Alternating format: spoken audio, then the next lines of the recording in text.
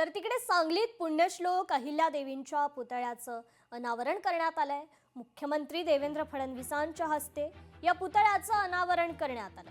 अहिल्यादेवींनी मंदिरांचा जीर्णोद्धार केला, मुघलांनी आपल्या देवी देवतांची मंदिरं पाडली, पुण्यस्थळ पाडण्याचं काम मुघलांनी केलं।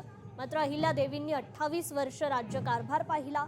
अहिल्यादेवी आपलं राज्य सुरक्षित ठेवायच्या असं वक्तव्य यावेळी मुख्यमंत्र्यांनी केलं।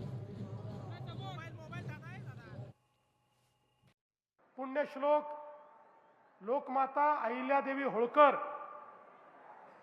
यांच्या 300व्या जन्मशताब्दीचं हे वर्ष आहे आणि अशा या वर्षामध्ये सांगली महानगरपालिकेतील या भव्य अशा चौकामध्ये महाराष्ट्रातला सर्वात मोठा पुतळा हा लोकमातांचा या ठिकाणी लावला।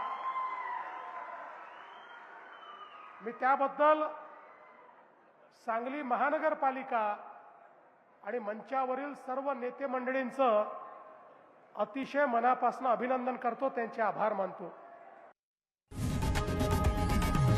लोकशाही मराठी ऐका, पहा, जागरूक रहा।